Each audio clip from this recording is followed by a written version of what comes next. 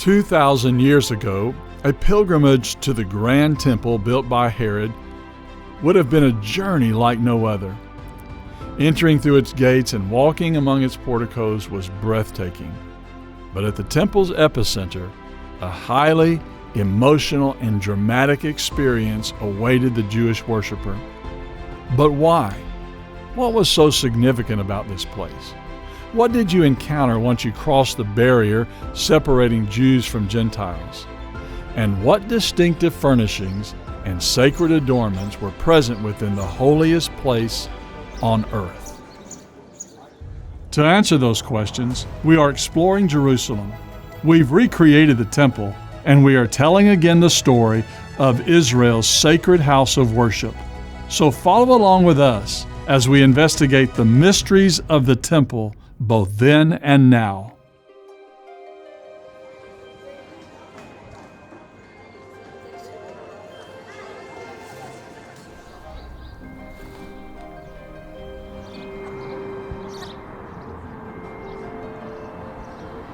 Having experienced only the material world, human beings are usually very fearful when they come into the presence of God. You read in the New Testament of people like Zacharias or Mary or Isaiah. They expressed their fear when they encountered a celestial being or came into God's presence. Think about Isaiah when he encountered God. Holy, holy, holy. He said, I'm a man undone, a man of unclean lips. So how do people come into the presence of a holy God? God made possible that way through the temple, starting with the tabernacle, then the temple. He made a way for His people to come to Him and for Him to dwell among them.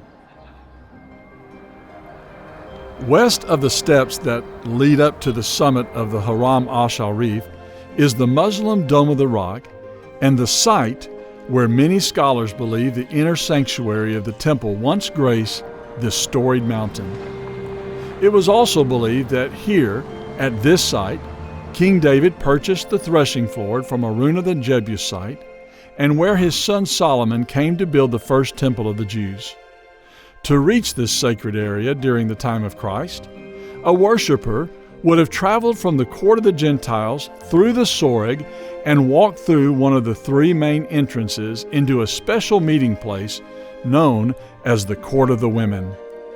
This 52,000 square foot open-air plaza was reserved for both Jewish men and women who had come to celebrate festive occasions and religious ceremonies. It was beautifully designed with decorative porches and special balconies that were used by women who wanted to observe sacrifices being offered in the court adjacent to theirs.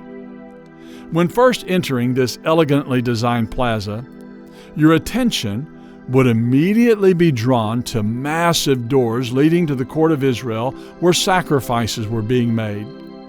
Josephus called this the Corinthian Gate, and its doors were a colossal 75 feet high and so heavy that it took 20 men just to open and close them. 15 semicircular steps cascaded down from these gargantuan doors, and it was the site where the voices of young Levites could be heard offering hymns of praise and singing the Psalms of the Hebrew Bible. It was also at this location where Jewish families could bring their newborn children to be dedicated and consecrated before God, just as Joseph and Mary had done when they brought Jesus at the birth of Christ. Identified in the Mishnah as the Nicanor Gate, it is believed that the donor of these costly doors and stately entrance was buried in a tomb at the crest of Mount Scopus. The tomb contained an ossuary with the name Nicanor of Alexandria inscribed both in Hebrew and Greek. Joining a line of worshipers who were patiently waiting their turn to pass through the Nicanor Gate, a curious observer might have seen a prophetess by the name of Anna praying for the redemption of Jerusalem. An observant eye and a listening ear could have seen and heard a widow woman giving all that she had when her 2 mites reached the bottom of the collection box. You may have also seen a priest stacking wood in the chamber of the woodshed, and another transporting oil to fill the lamps positioned on the pillars located within the court of the women. Cleansed lepers and Nazarites might also have been seen emerging from their respective chambers of cleansing. Overall, there was a hive of religious activity and numerous people scattered throughout the halls of this special court designed for both men and women of the Jewish faith. The final stop on your pilgrimage would have been the court of Israel and the altar of sacrifice. Your approach was humbling as you in reverence climbed the 15 steps leading up to the Nicanor gate and into the 24-foot wide court of the Israelites.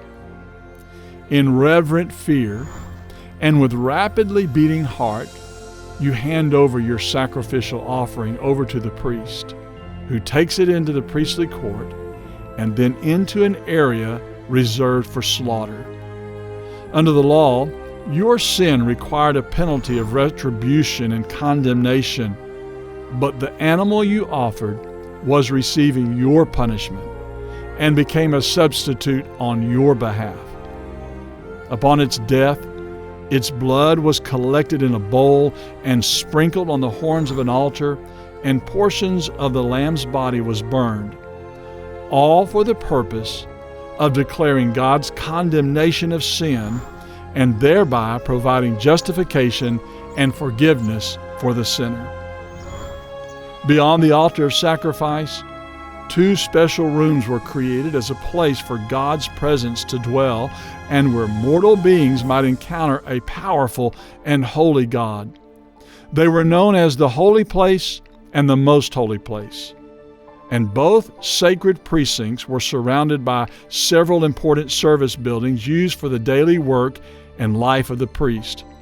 On the north, rooms were designed for ritual immersions, keeping the priest warm, and for the purpose of salting animal hides and rinsing their intestines. In the southern portion, rooms existed for storing wood and accessing water from the underground cisterns. And finally, one of the adjacent buildings included the Hall of Hewn Stone, an alleged meeting site for the Sanhedrin and the likely place where the followers of Jesus, Peter and John, were interrogated and beaten for having preached the gospel. Before entering the holy precincts, priests were required to purify themselves with water from the golden laver outside. They would then ascend 12 steps to a large porch and pass through large decorative columns adorned with rows of 200 pomegranates and into the 60-foot high holy place. Encountering the divine presence of God was filled with trepidation and reverence, but the objects and sacred furniture inside, they were designed to teach reassuring and wonderful field truths about the nature of God. To the right were 12 loaves of bread on a golden table symbolizing God's everlasting covenant. The loaves were replaced every week and served to remind the 12 tribes of Israel of God's constant provision in satisfying their needs. To the left was the 7-lamped golden menorah, providing light for the priest, but also representing God's glory, His truth, and the light He had brought into a fallen world. And straight ahead was the altar of incense, whose smoke created a barrier between the glory of God and the sinfulness of man, and also symbolized the prayers of God's people wafting their way up to His glorious throne.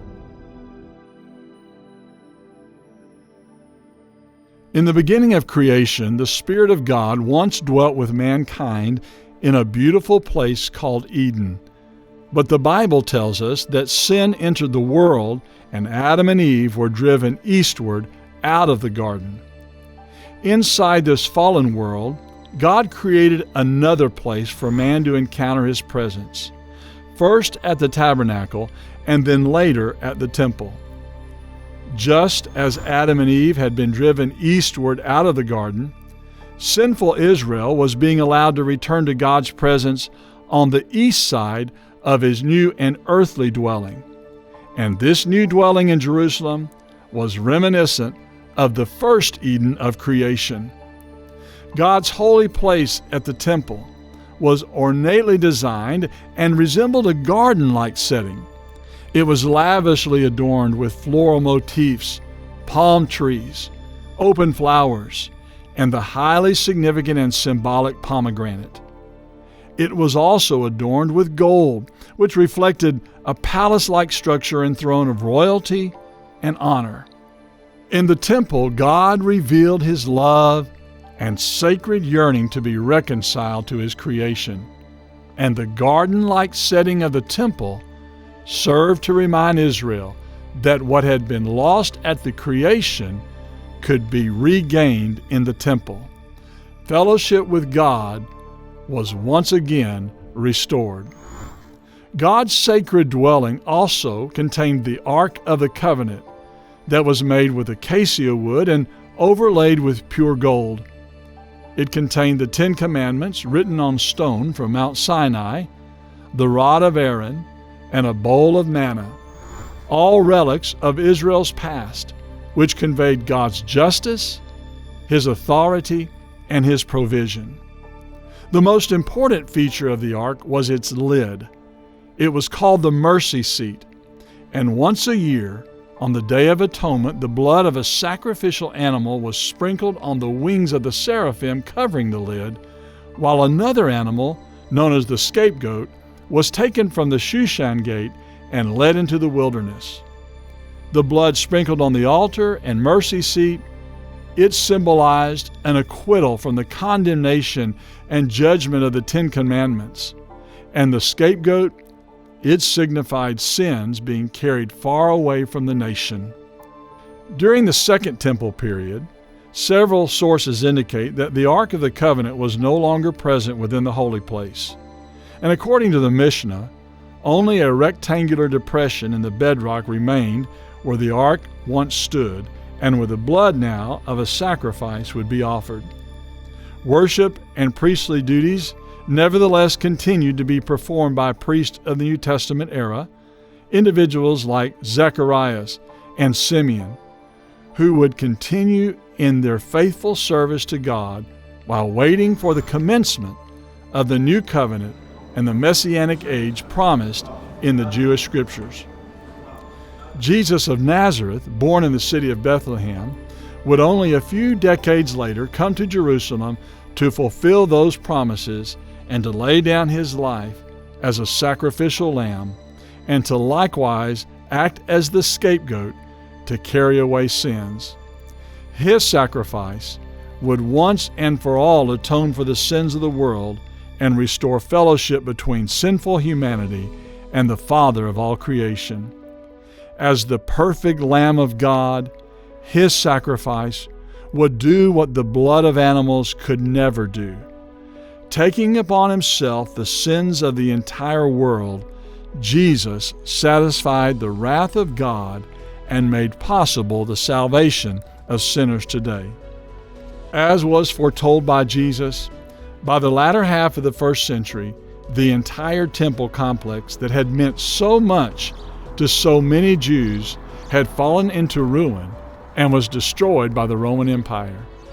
After its destruction in AD 70, the means of approaching God and finding atonement for sin at the temple was no longer available.